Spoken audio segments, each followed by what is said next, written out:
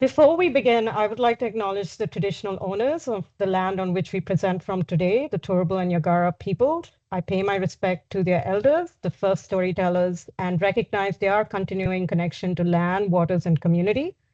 This always was and always will be Aboriginal land. Today we will dive into the paper titled Radical Placemaking, Digitally Situated Community Narratives as Inclusive City Making Practice. My name is Kavita Gonsalves, and I am joined today by Professor Marcus Foth to discuss radical placemaking. This presentation will explore how digitally situated community narratives can create more inclusive cities with a focus on the Chatty Bench project, a project that was conducted in Brisbane, Australia during the pandemic.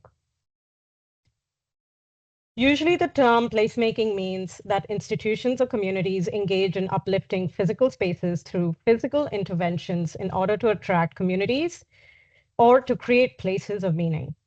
In this study, placemaking is ephemeral and ethereal, brief and momentary, visual and experiential. It embeds people's knowledge, memories, cultures, and identity into place through technologies afforded by the mobile phone. It is intangible because there is no physical intervention to public space. Rather, there is the creation of an experience. This experience is created by the marginalized so that members of the dominant group or mainstream public can undergo an embodiment of othering. A compelling example of radical placemaking is the Chatty Bench project conducted in Kelvin Grove Urban Village in Brisbane, Australia. Thank you, Kavita. To outline a little bit more about this project was designed to reduce social isolation by using digital storytelling and low-tech augmented reality.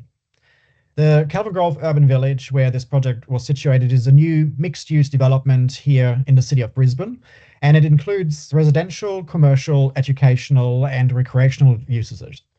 As this is a new community, there were a number of placemaking and community development projects undertaken here. In its current state, the Kelvin Grove Urban Village is a diverse community with people coming from all over the world. Plus, it has affordable housing with people coming from a lower socioeconomic background and, in essence, all walks of life. It has a big transient population of students too. As there's a constant influx and outflow of people, it becomes difficult for people who live here to build connections with people and develop social capital. In this process, social isolation was identified as a major social issue in Kelvin Grove. As a first step to build connections, Kate of Communify, our community partner, she put a sign of "Happy to Chat" on a bench outside the community premises in Kelvin Grove. It was an attempt to encourage people to speak to each other while they tapped into the Wi-Fi of Communify. This became the inspiration for the Chatty Bench project. The project was imagined as a series of face-to-face workshops where people developed geolocated stories or narratives, with the bench being the nodal point. But we point out that social isolation here was identified as an issue way before the pandemic. With the pandemic, the project had to be completely modified to go online. The platforms that we used were Google Classroom, Slack, Zoom, and the virtual environment of Mozilla Hubs in order to deliver this project. There were 16 storytellers from different parts of the world, such as India, Mongolia, Iran, Vietnam, that were all part of this project. All were over the age of 18 and predominantly women. Most of them were new migrants to Australia, like Kavita, who's presenting here as well.